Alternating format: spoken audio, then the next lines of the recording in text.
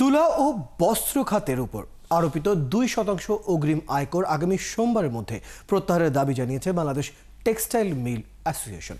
শনিবার এক সংবাদ সম্মেলনে বিটিএম এর নেতারা বলেন, এটি কার্যকর হলে দেশের সব বস্ত্রকর লোকসানে পড়ে বন্ধ হবে। এই সুযোগে দেশের বাজার একচেটিয়া দখলে নেবে ভারত।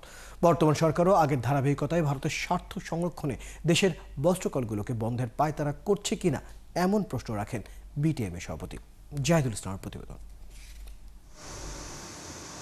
গ্যাস সংকট সহ সরকারি বিভিন্ন সেবার অপ্রতুলতা এবং করের বোঝা নিয়ে ধুকে ধুকে চলছে দেশের বস্ত্র খাত।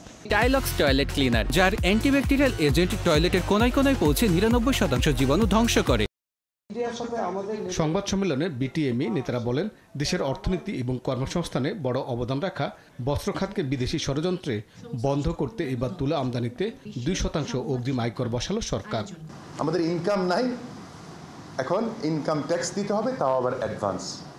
Please try and understand, we are dyeing. সংগঠনটির দাবি 15% সুদে ব্যাংক ঋণ নিয়ে আবার তুলা আমদানিতে 2% অগ্রিম আয়কর দিলে দেশের কোনো বস্ত্র খাতই টিকবে না। একটা জিনিস ঠিক হয় আর একটা বিপদে হাজির। আগের বিপদের চেয়ে পরের বিপদটা হয় মহাবিপদ। তুলার পাহাড় জমবে, মিলের তালা বন্ধ হবে। এটাই হচ্ছে আমাদের ভবিষ্যৎ। বিটিএমই বলছে, পার্শ্ববর্তী দেশের ষড়যন্ত্রে দেশের বস্ত্রকলগুলো ধ্বংসের পায়তারা শুরু হয়েছে কয়েক বছর আগে। কোনো একটা দেশ থেকে বাংলাদেশের গার্মেন্টস, টেক্সটাইল, স্পিনিং এগুলার ভিতরে পরীক্ষা করার জন্য, তদন্ত করার জন্য, রিপোর্ট নেওয়ার জন্য বড় বড় টিম আসছে। আমরা প্রথম মনে করেছি কোনো হয়তো সুতা রপ্তানিকারক চেয়েছে, বলে না। তা আপনি কিভাবে নিলেন? বলে আমাদের আইনে আছে, আমরা প্রকাশ করতে পারবো না কার জন্য নিয়েছি। সংগঠনটির সভাপতি বলেন, অগ্রিম আয়কর কার্যকর হলে বাংলাদেশের বস্ত্রকল বন্ধ হয়ে বাজারটি দখলে নেবে ভারত। আমি যদি সুতোটা ইন্ডিয়া থেকে ইম্পোর্ট করে নিয়ে আসি বন্ডে, আমার এগুলো কিছুই লাগছে না। তাইলে কি আমরা নিয়ম নীতি করছি পার্শ্ববর্তী দেশকে সচ্ছল করার জন্য?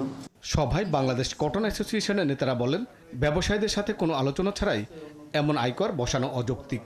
আমরা যারা কটন নিয়ে ব্যবসা করি, কটন আমদানি করি, কটনের ইন্ডেন্ট দেই, আমরা মধ্যে অচিরেই সবাই বেকার হয়ে যাব বলে আমরা আশঙ্কা করছি।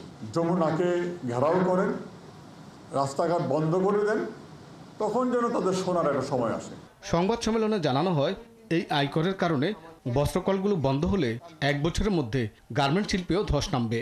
স্পিনিং সেক্টরকে ধ্বংস করার জন্য কম্পিটিটর দেশ। জাহিদুল ইসলাম, 71, ঢাকা।